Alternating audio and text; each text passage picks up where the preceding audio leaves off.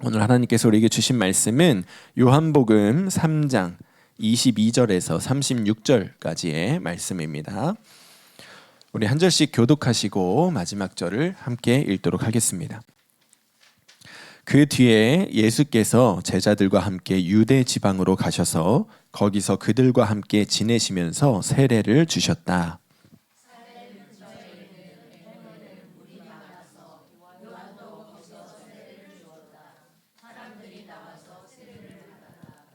그때는 요한이 아직 옥에 갇히기 전이었다.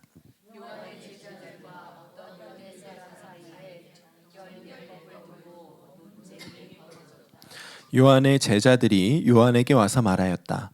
랍비님 보십시오. 요단강 건너편에서 선생님과 함께 계시던 분, 곧 선생님께서 증언하신 그분이 세례를 주고 있는데 사람들이 모두 그분에게로 모여듭니다.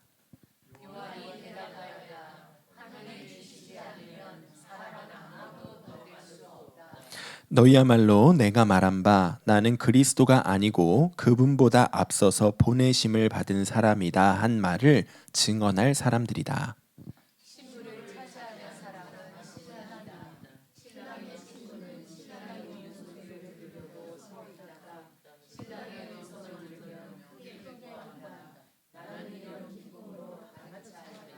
그는 흥하여야 하고 나는 쇠하여야 한다.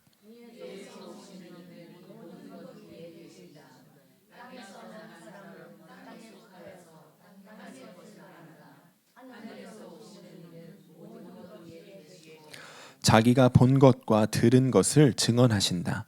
그러나 아무도 그의 증언을 받아들이지 않는다.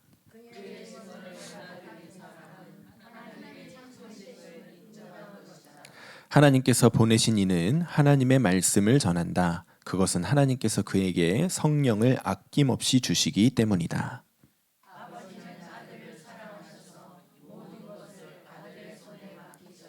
함께 읽겠습니다.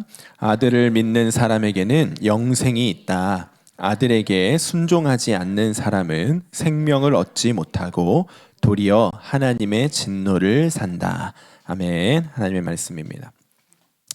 오늘 새해 첫 주일입니다. 오늘부터 다시 우리가 원래 하던 가스펠 프로젝트 순서를 따라서 말씀을 나누도록 하겠습니다. 오늘 우리 가스펠 프로젝트 신약 1권의 9번째 세션입니다. 예수님과 세례 요한에 대한 말씀을 나누도록 하겠습니다. 여러분 군대 갔다 오신 분들이 여기 많이 안 계실 텐데요. 군대 안에서 싸움이 가장 많이 일어나는 곳이 어딘지 아십니까? 그게 언제냐면요. 이제 막 군인이 되면 입대를 하잖아요. 이 군대로 입대를 합니다. 그러면 가장 먼저 어디로 입대를 하냐면 입소대라는 곳으로 입대를 하게 되어 있거든요. 그곳에 들어가면요. 그 안에서 가장 많은 싸움이 일어납니다. 저는 논산훈련소로 입대를 했는데 처음에 거기 이제 부모님이랑 같이 가면요. 군대에 입대하는 입소식을 갔습니다. 그리고 나서 이제 그 입소대기라고 해서요.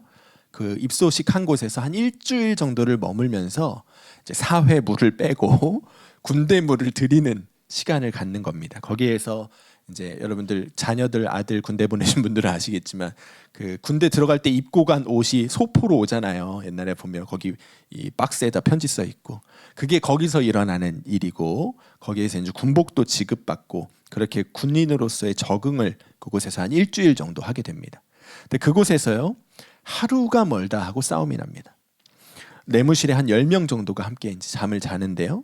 그 안에서요. 밖에서 나 한 주먹 했다 하는 사람들이 서로 기싸움을 하는 거예요. 그럼 서로 이렇게 기싸움을 하다가 별것도 아닌 일에 뭐 예를 들어 샤워하다가 어깨가 부딪혔다는 이유로 그 주먹 다짐을 하는 것이죠. 그런 현상들이요. 그곳에 일주일 있는 동안에 굉장히 많이 벌어집니다. 물론 뭐 이제 입대를 했으니까 신경이 날카로워져 있으니까 더 그렇기도 하겠지요.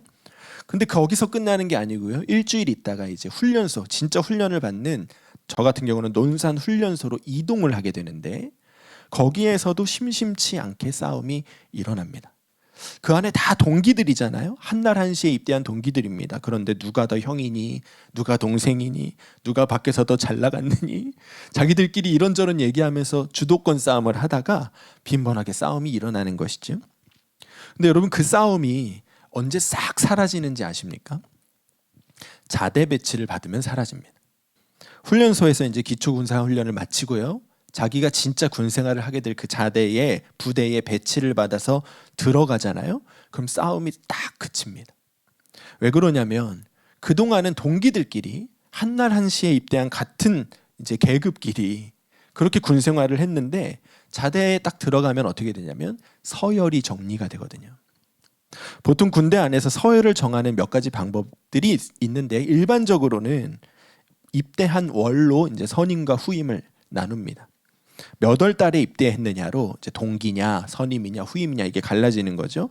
그런 경우에는 어떻게 되냐면 12월 31일에 입대한 사람과 1월 1일에 입대한 사람이 딱 하루 차이잖아요. 근데 12월 31일에 입대한 사람이 분명히 선임입니다. 그리고 하루 늦게 들어온 사람이 분명한 후임이 돼요. 좀 불공평해 보이기도 하지만요. 1월 1일에 입대한 사람과 1월 30일에 입대한 사람은 29일 차이가 나지만 동기입니다. 그러니까 서로 뭐 위아래가 없이 서로 평등한 관계가 되죠. 그게 불평등해 보일 수도 있겠지만 여러분 어쩔 수 없습니다. 그게 군대고 그게 군대의 규율이니까요. 근데 그렇게 서열이 정리가 되고 나면요. 싸움이 싹 사라집니다. 그 뒤에서는 불평불만하죠. 남에 대해 나쁜 말도 하죠. 근데 아무튼 보는 앞에서는요. 선임의 말에 절대로 절대 복종을 합니다. 선임이 무슨 말을 하든지 무조건 네 알겠습니다. 이지 싫은데요 하는 경우가 없습니다. 못합니다 하는 경우가 없어요. 무조건 그렇게 복종하게 되어 있죠. 그렇게 다양한 사람들이 모인 군대가 그 서열 안에서 그 규율 안에서 정리가 되니까요. 군대가 그렇게 질서정연하게 움직일 수가 있는 거예요. 제가 오늘 말씀을 묵상하면서 우리에게도 이런 서열 정리가 필요하겠다. 이런 마음이 들었습니다.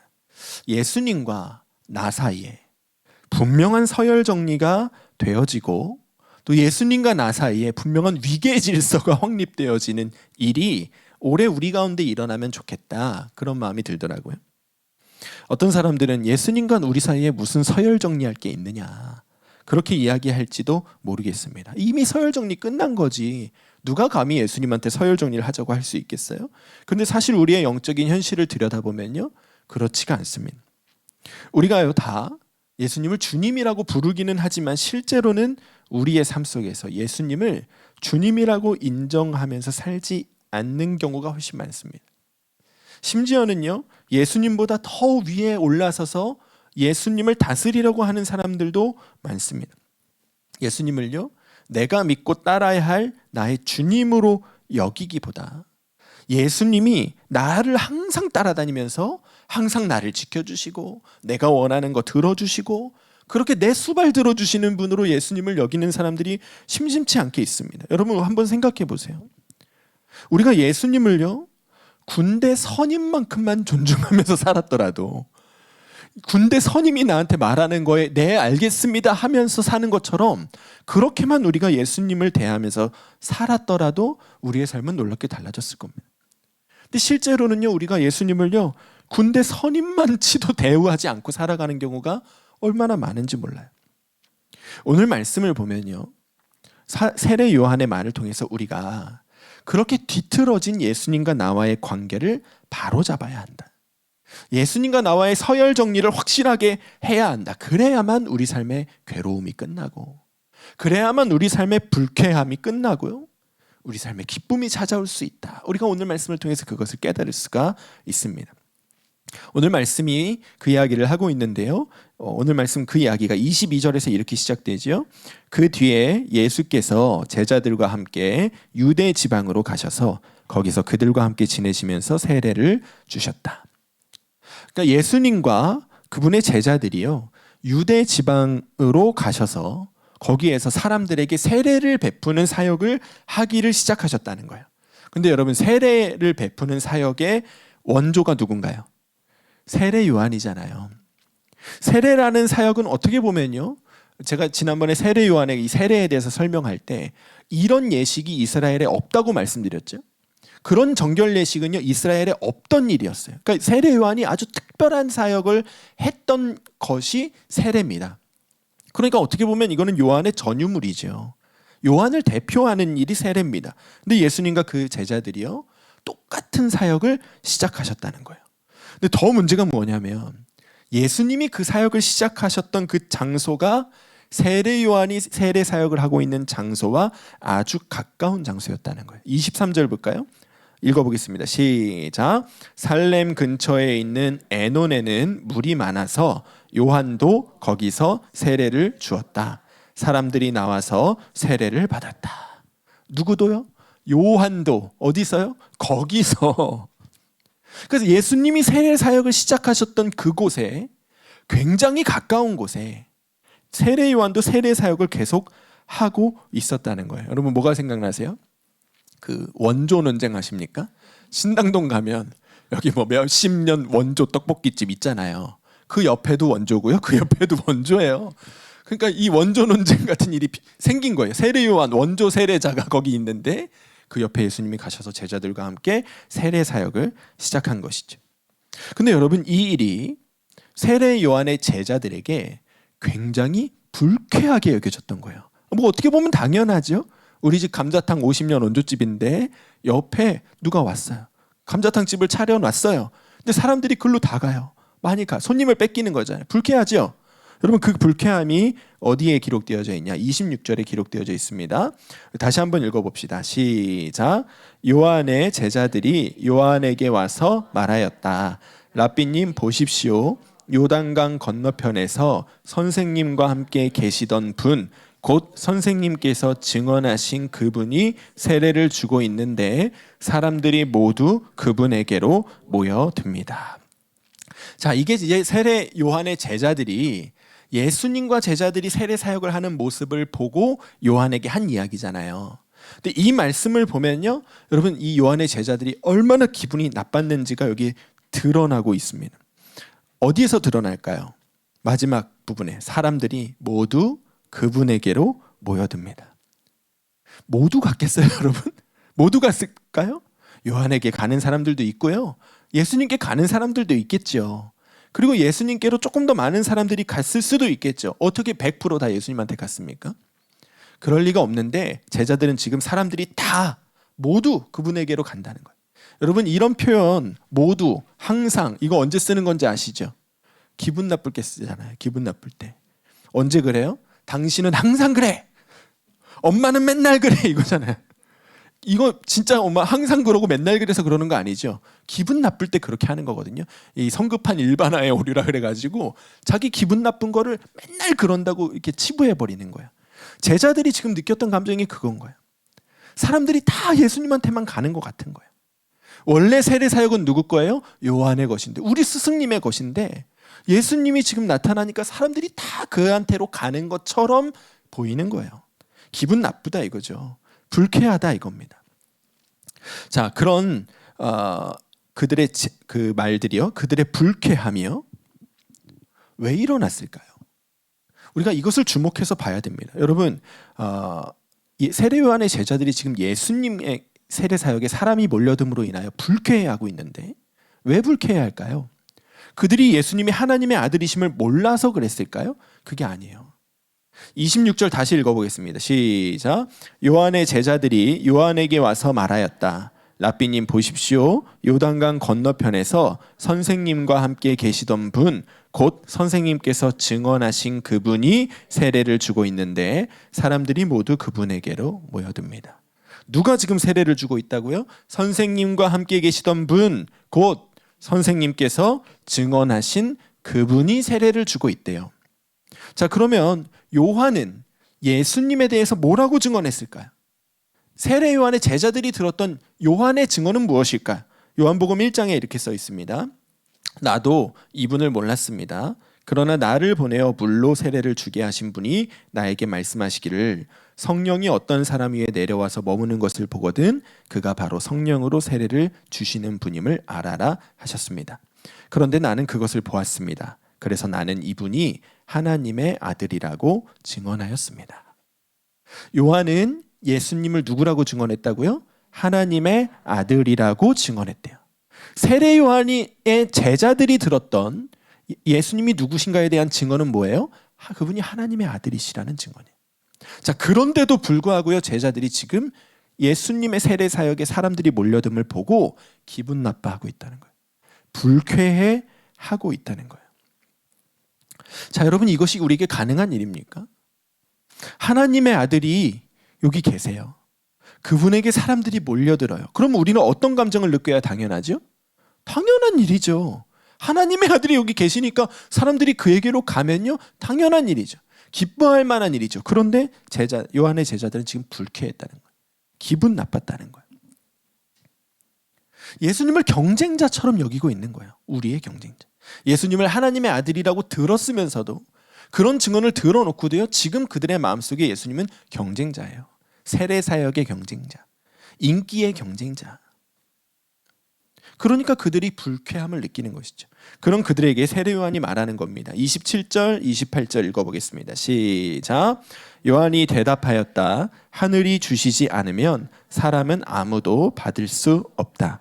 너희야말로 내가 말한 바 나는 그리스도가 아니고 그분보다 앞서서 보내심을 받은 사람이다 한 말을 증언할 사람들이다. 요한이 지금 한 말이 무슨 뜻이냐면, 예수님은요, 우리의 경쟁자가 아니라는 거예요. 우리가 예수님을 나와 경쟁하는, 마치 인기를 두고 경쟁하는 그런 부분으로 여겨서는 안 된다는 거예요. 그동안 내가 세례 사역을 해왔던 거 하나님이 허락하셨으니까 그동안 한 것이지, 이제는 예수님의 때가 되었다. 나는 그리스도가 아니고 우리는 그 예수님을 증언하기 위하여 보내심을 받은 사람이다. 너희들이 다 함께 예수님은 우리의 경쟁자 아니요, 우리가 증언해야 할 분이심을, 증언할 사역을, 그 사명을 너희도 함께 받은 사람들이다.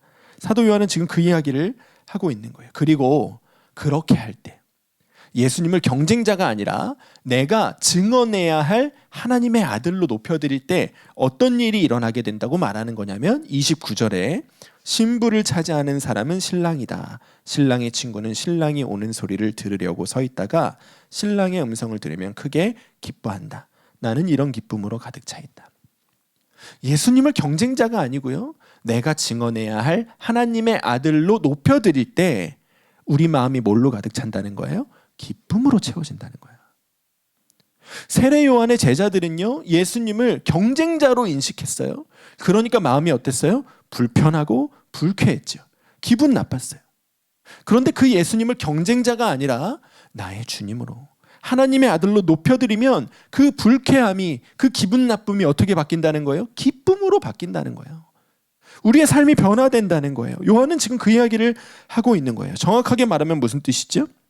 서열 정리하라는 거예요. 너네 예수님이랑 서열 정리해야 돼. 너네 예수님이랑 경쟁하는 사람들 아니야. 예수님이랑 어떻게 경쟁할 생각을 해? 예수님은 하나님의 아들이시고 너희들은 그 예수님이 하나님의 아들이심을 드러내야 하는 사람들이야. 서열 정리 똑바로 해. 그래야 너희의 삶이 기쁨으로 채워지게 되는 거야. 이걸 지금 요한은 제자들에게 알려주고 있는 거예요. 여러분, 우리에게도 이런 서열 정리가 필요합니다. 우리 예수님을요, 우리가 경쟁자로 생각하면 안 되는 거예요. 이렇게 말씀드리면 저는 예수님과 경쟁한 적 없는데요, 그렇게 여기실지도 모르지만 한번 생각해 보세요. 여러분, 우리 실제로는요, 예수님과 굉장히 많이 경쟁하면서 삽니다. 어떤 경쟁을 하며 살죠? 내 삶의 주도권을 두고 경쟁합니다. 내 삶의 주인 자리를 두고 경쟁합니다. 내 삶의 대장이 누구냐? 이걸 가지고 우리 매일마다 예수님과 경쟁하면서 살지요. 예수님을 주님이라고 부르지만 정작 삶의 주인은 누굽니까? 나잖아요. 내 마음대로 말하고 살잖아요. 여러분, 우리 오늘 사도신경 했죠? 우리 사도신경에서 예수님을 누구라고 고백했는지 아세요? 나는 그의 유일하신 아들, 우리 주 예수 그리스도를 믿습니다. 이렇게 고백했어요. 우리의 입술로는요, 예수님을 그의 유일하신 아들, 하나님의 아들이라고 인정했다니까요. 고백했다니까요. 그런데 삶 속에서는 어때요? 예수님 우리와 함께 계시는데요, 예수님 말씀하셔도 안 듣습니다. 예수님이 이것이 진리라, 이것이 너네가 사는 길이라 말씀하셔도요, 안 따라갑니다. 경쟁하며 사는 것이죠. 예수님을 주님이라고 부르면서도 실제로는 내 삶의 주인 자리를 두고 끊임없이 예수님과 경쟁하면서 앉아 있는 거예요. 그러니까 여러분, 우리 삶에 어떤 문제가 발생하냐면요, 불쾌한 일들이 일어나요. 기분 나쁜 일들이 일어나요. 그냥 그냥 예수님 하나님의 아들이시니까 그분의 말씀이 진리지. 그분의 말씀이 정답이지. 그렇게 그냥 무조건 따르기로 결정하고 따르면 편한데. 하다못해 군대 선임한테 복종하는 것처럼 진짜 더럽고 치사해도 선임이니까 따른다. 눈 꼭 감고 그렇게라도 따라보면 주님의 일하심을 경험할 텐데. 근데 우리 그렇게도 안 하는 거예요. 싫은데요? 내 삶의 주인은 난데요. 우린 여전히 그렇게 경쟁하며 사는 거예요. 그러니까 내 삶에 여러 가지 불편하고 불쾌한 일들이 일어나죠. 한번 생각해 보세요, 여러분. 어떤 성도님이 만약에 마음에 용서하지 못하는 사람이 있어요. 미운 사람이 있어요. 근데 교회에 오셨는데 설교를 듣는데 목사님이 용서하십시오. 원수까지도 용서하십시오. 그런 말씀을 하는 거예요. 그러면 그때 마음이 어때요? 불편해요. 마음이 불편해요. 근데 그때까진 괜찮아요. 그래. 성경이 말하고 있으니까요. 예수님의 말씀이니까 마음의 갈등이 됩니다. 용서해야 되나? 근데 싫은데? 이 갈등이 일어나는 거예요. 근데 그 다음 주에 왔는데 또 용서하래요. 또 용서해야 된대. 그러면 또 불편하지요. 이 불편함이 여러분 몇 번 반복이 되면 어떻게 되는지 아십니까? 불쾌함이 되는 거예요. 교회에 대한 불쾌함이 됩니다. 나중에 어떻게 되냐면 저 목사는 용서하라는 말밖에 할 줄 몰라. 그렇게 됩니다. 성질 납니다. 그러다가 그냥 다른 데 가고 말지. 그냥 안 나가고 말지. 왜요? 자꾸 나오면 내 마음이 불편하니까요. 그렇게 되는 거예요. 여러분, 이 불쾌함이 어디서 오는 거예요? 예수님은 주님이신데요. 내가 그 주인 자리를 놓고 예수님과 경쟁할 때 일어나는 거예요. 그냥 예수님이 나한테 하라니까, 용서하라니까, 더럽고 치사해도 주인이시니까 이렇게 하고 따르면 변화를 맛보는데 그러지를 못하는 거예요. 내 삶의 주인 자리를 두고 예수님과 경쟁하니까 자꾸 마음만 불편하죠. 이거 예수님과 경쟁하는 자리에 있을 때 느끼는 감정이라니까요. 요한의 제자들이 그 감정을 느끼는 거예요. 예수님과 경쟁하니까, 경쟁자니까 그 예수님의 잘되심을 보고 불편해하는 마음이 그들 안에 일어나는 것이죠.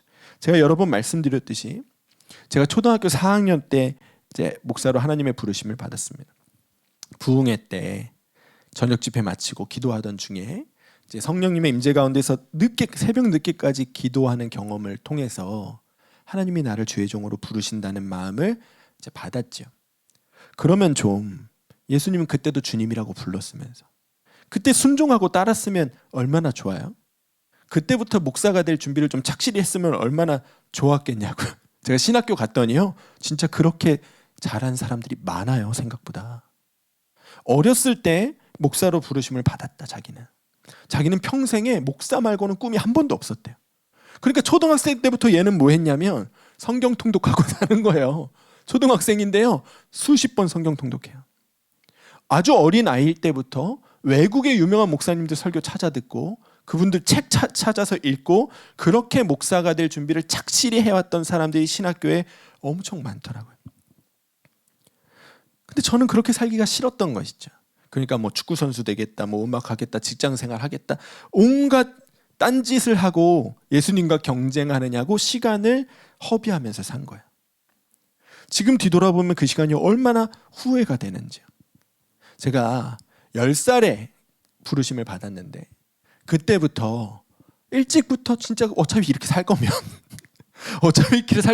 그때부터 준비했더라면 지금 일주일에 2번 설교하는 거 그렇게 어렵지 않을 수도 있었을 텐데, 지금 우리 성도님들 더 잘 섬길 수 있었을 텐데, 제가 지금 그 시간들이 얼마나 후회가 되는지 아십니까?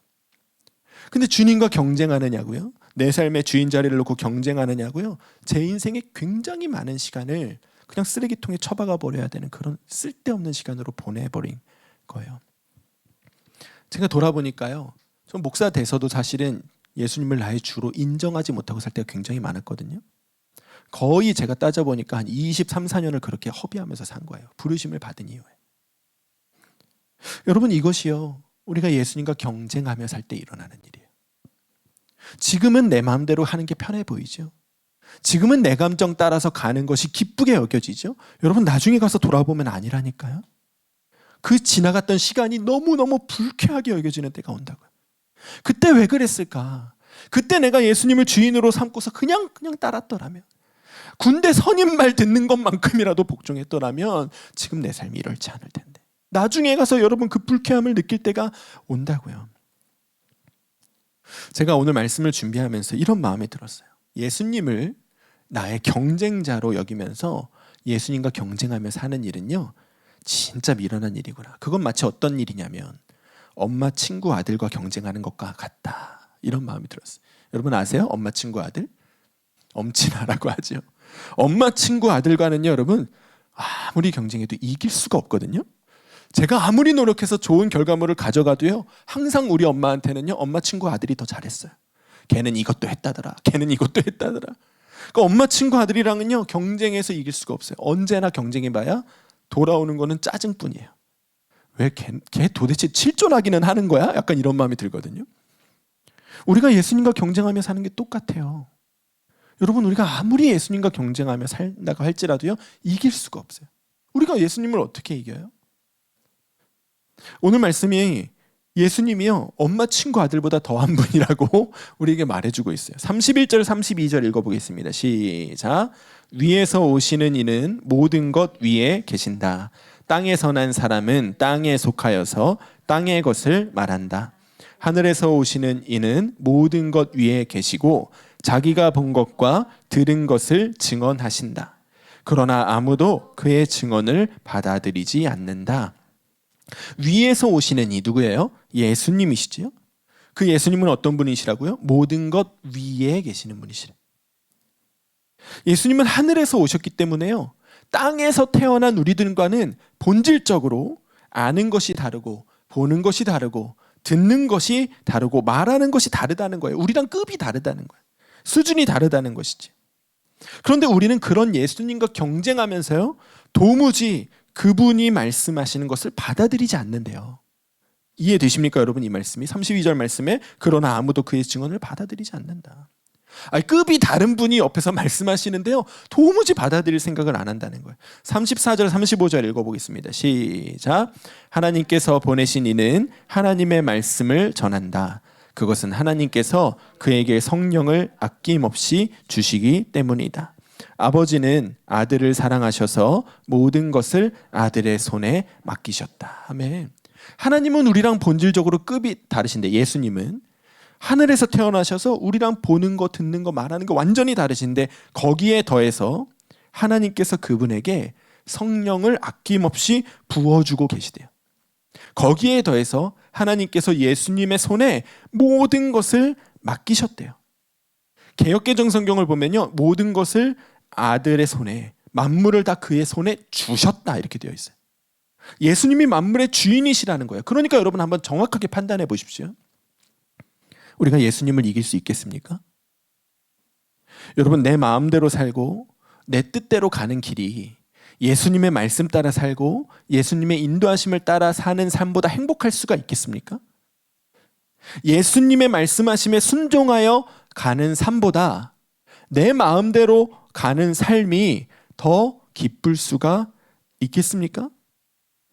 그럴 수 있어요, 없어요? 없어요. 인정하세요? 인정하세요? 인정이 되세요? 그럼 여러분, 우리 오랜만에 한번 해봅시다. 개콘의 유행어 있다 그랬죠, 여러분. 옆에 계시는 분들 보고 한번 얘기해 보세요. 그걸 아는 사람이 그래? 해보세요. 그걸 아는 사람이 그러냐고요. 여러분, 예수님 우리에게 오늘 이 말씀 해주고 계시는 거예요.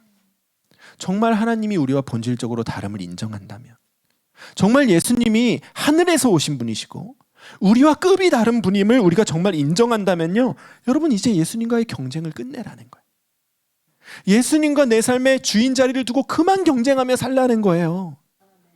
경쟁하며 살아봤자 남는 거 뭐가 있냐고요. 불쾌함밖에 없어요. 짜증밖에 없어요. 뒤돌아보면 그렇다니까요.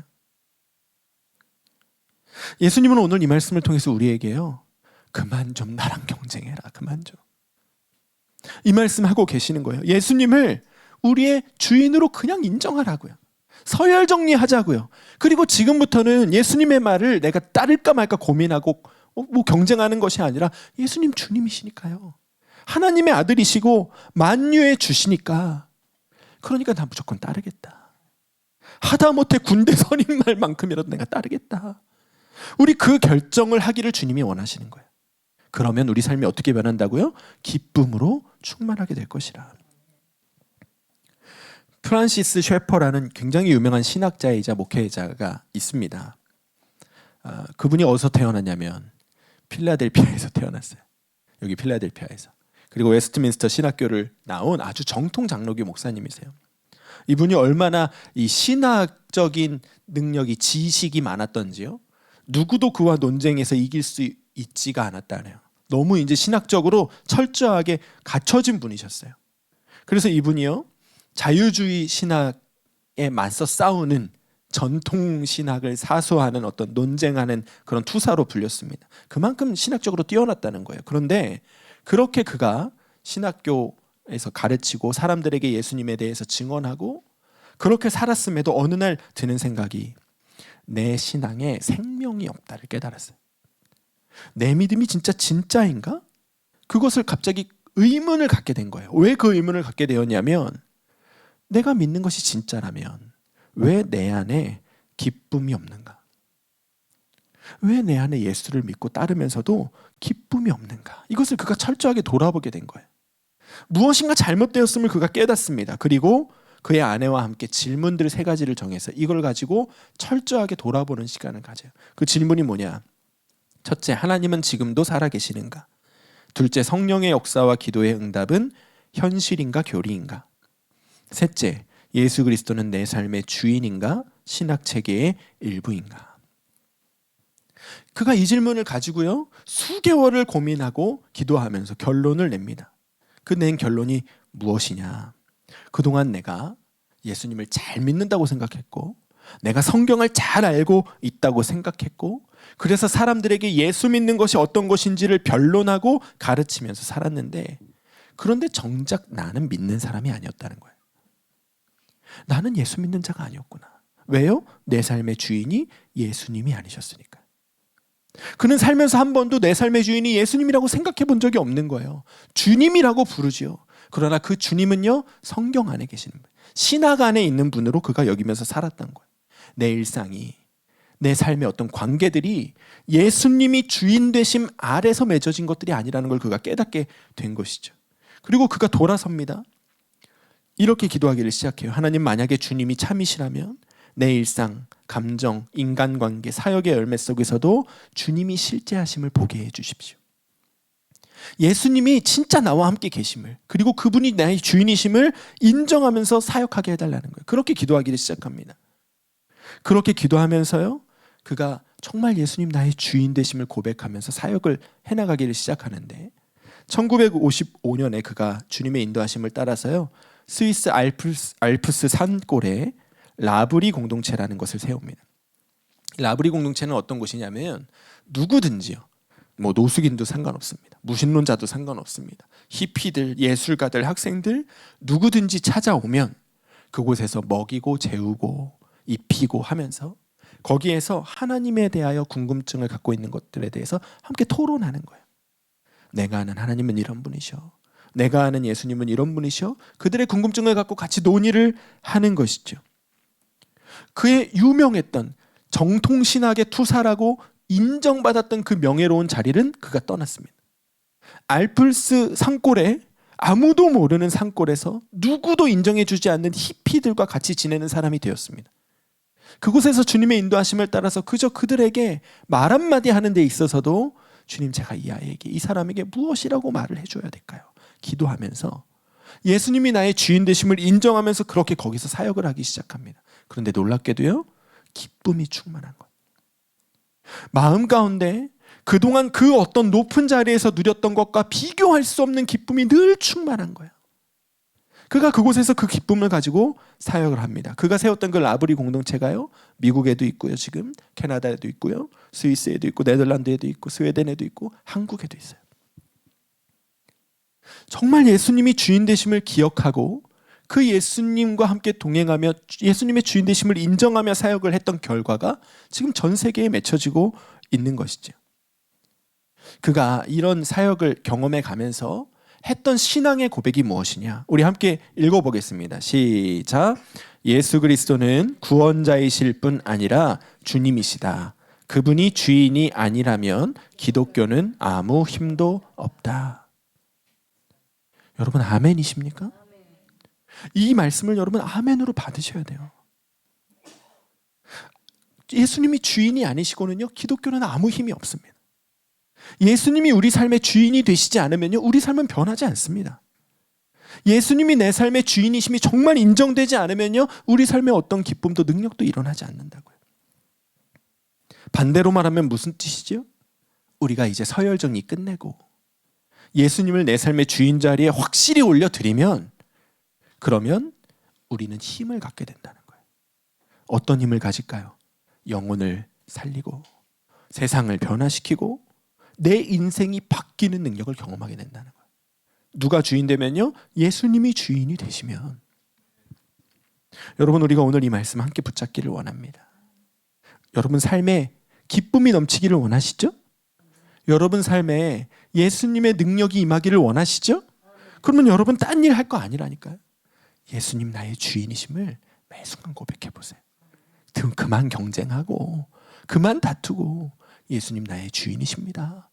내가 예수님 무조건 따르겠습니다. 인정하면 그 기쁨이 나의 것이 된다는 거예요. 여러분, 사도 요한이 오늘 말씀에서 하고 있는 너무나 유명한 말이 있습니다. 30절 말씀 함께 읽겠습니다. 시작. 그는 흥하여야 하고 나는 쇠하여야 한다. 아멘.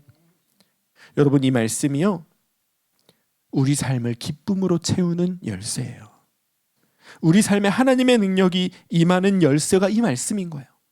내 삶 속에서 그가 흥하시고 나는 쇠하여지는 것. 예수님과 경쟁자 노릇하던 나는 쇠하고 예수님이 확실한 왕의 자리에, 주인의 자리에 오르시는 것, 그것이 우리의 삶이 기쁨으로 채워지는 열쇠라. 여러분, 이 말씀을 오늘 붙잡으시고 그렇게 2026년을 살아가게 되시기를 축복합니다. 그렇게 우리가 살아갈 때 주님의 기쁨이, 주님의 능력이, 주님의 힘이 여러분들의 삶 가운데 역사하시고 여러분의 삶을 변화시키시고 그렇게 여러분의 삶을 은혜로 채워가게 되실 것을 믿고 그렇게 되기를 주의 이름으로 간절히 축원합니다. 우리 이 시간 함께 기도하도록 하겠습니다. 함께 기도하실 때 예수님 당신을 내 삶의 주인으로 완전하게 인정하고 살기를 원합니다. 이제는 나는 쇠하고 예수님은 흥하시는 2026년을 살게 하여 주시옵소서. 그리하여 이 자리에 있는 우리 모든 성도들이 우리들의 삶이 예수님이 주인 되시는 기쁨과 은혜가 충만한 삶으로 변화되게 하여 주시옵소서. 우리 함께 주의 이름 부르고 기도하시겠습니다. 주여, 주여 아버지 하나님, 오늘 이 자리에 있는 주의 백성들 정말 예수님과의 경쟁을 끝내게 하여 주시기를 원합니다. 더 이상 예수님과 내 삶의 주인 자리를 두고 경쟁하며 살지 않게 하여 주시기를 원합니다. 예수님 나의 주인이시고 예수님이 하나님의 아들이시니 우리는 이제 그 예수님의 주님 되심을 증언하는 삶만 살게 하여 주시옵소서. 우리의 삶을 통하여 예수님께서 하나님의 아들이시고 나의 구주이시고 온 세상을 구원하실 그리스도이심을, 온 세상의 주인이심을 드러내는 삶을 살게 하여 주시옵소서. 우리가 예수님과의 경쟁의 삶을 끝내고 예수님을 나의 인생의 주인의 자리에 확실히 올려두고 살아갈 때 주님께서 주시는 기쁨이, 주님의 놀라우신 능력과 역사하심이 우리의 삶 가운데 들어오게 됨을 믿습니다. 아버지, 오늘 이 자리에 있는 모든 백성들이 정말 예수 그리스도를 나의 주로 고백하게 하여 주시옵소서. 입술의 주님이 아니라 삶의 주님, 마음의 주님 되게 하여 주시고 아버지, 우리의 말과 행실이 온전히 우리의 주인 되시는 예수 그리스도의 다스림을 받는 삶이 되게 하여 주시옵소서. 우리가 그렇게 주님의 손에 붙잡힌 받는 삶을 살아갈 때 주님께서 우리의 삶 가운데 역사하여 주셔서 어둠이 몰려쳐지고 아버지 주님의 생명의 역사가 우리 가운데 들어오고 주님의 빛이 우리 삶 가운데 비춰지는 은혜를 경험하는 2026년이 되게 하여 주시옵소서.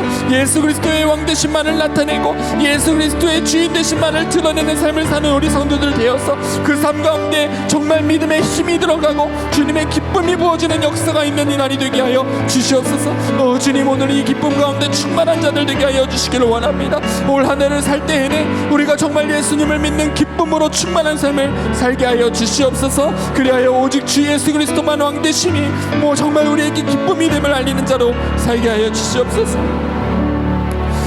주님 아버지, 예수님 나의 주님이십니다.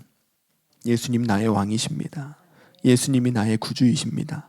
예수님이 만왕의 왕이시오 온 세상의 주인이십니다. 주님, 우리가 이것을 분명하게 인정하게 하여 주시옵소서. 예수님 하나님의 아들이심을 늘 기억하고 예수님의 말씀에 순종하는 것이 우리에게 복이라 늘 기억하게 하여 주시옵소서. 그동안 예수님과 다투고 경쟁하며 살아왔던 그 지나갔던 시간들 속에서 있었던 우리의 마음 가운데 불쾌함들, 우리의 인생 가운데 있었던 죄의 찌꺼기들 오늘 깨끗하게 씻어지게 하여 주시고, 예수님 나의 주인 되심을 고백하며 살아갈 때 우리 삶이 주님이 주시는 놀라운 기쁨으로 평강으로 채워짐을 보게 되는 은혜의 한 해가 열려지게 하여 주시옵소서. 예수님의 보혈이 우리 성도들을 덮어주시기를 원합니다. 십자가 그늘 안에 머무는 우리 성도들에게 주의 보혈을 덮어주셔서 올해에는 우리 성도님들 건강 가운데 정확한 회복하심이 일어나게 하여 주시고, 우리 성도님들의 마음 가운데 어떤 씻을 수 없었던 상처와 관계의 어려움들이 모두 온전하게 회복되어지는 한 해가 되게 하여 주시고, 또 주님 앞에 간절히 기도했던 기도의 제목들이 주님의 일하심으로 말미암아 응답받는 한 해가 되게 하여 주시옵소서. 그리하여 우리 성도님들, 하나님 정말 살아계시고 우리 주 예수 그리스도께서 나와 함께 계시는구나, 매 순간 경험하는 주의 백성들 되어 어느 곳에 있든지 정말 우리의 주인 되시는 예수님을 증언하는 증인으로 그들의 삶의 자리에서 주님을 나타내는 자로 서는 은혜가 있는 올해가 되게 하여 주시옵소서. 열방 속에 여전히 혼돈과 어둠 가운데 이 시간을 지나고 있는 나라와 민족들이 많습니다. 전쟁 가운데 있는 나라들 속히 전쟁이 끝나게 하시고, 또 내전과 분열과 여러 가지 정치적인 어려움으로 인하여 고통받는 자들, 그 나라 위에 빛이 임하게 하여 주시고, 또 우리의 고국 대한민국 땅 위에 주님의 빛이 비추어지게 하여 주셔서 그 나라 위에 모든 차별금지법과 같은 모든 악한 법의 제정은 무너지고, 또 악한 법들이 폐기되어지고, 모든 지도자들과 대통령과 국회의원들이 하나님을 경외하며 진리의 말씀을 수호하는 주님의 종들로 세워지는 은혜가 있게 하여 주시옵소서. 나라와 열방 가운데 온 민족 가운데 복음이 땅끝까지 미쳐지는, 전달되어지는 은혜가 있는 한 해가 되게 하여 주시고, 또 선교지에서 생명을 다해 삶을 들여 선교하시는 우리 선교사님들에게 기쁨과 은혜의 소식이 있게 하여 주시고, 올해는 더 모든 교회마다 부흥하게 되었다, 영적인 부흥이 열방 가운데 임하였다는 소식이 곳곳에서 들려지는 은혜가 일어나는 한 해가 되게 하여 주시옵소서. 오늘 이 자리에 있는 우리 모두가 다 그 영적인 부흥의 선봉장이 되게 하여 주시기를 원합니다. 내 삶 속에 함께 계시는 예수 그리스도를 늘 주목하게 하시고, 그 예수님을 나의 주로 고백하게 하시고, 그리하여 예수님이 나와 함께 계심이 누려지는 은혜를 맛보는 영적인 부흥을 우리 모두가 경험하는 올해가 되게 하여 주시옵소서. 그 일을 마땅히 이루고도 남음이 있는 은혜를 부어주실 우리 주 예수 그리스도의 이름으로 간절히 기도드리옵나이다. 아멘.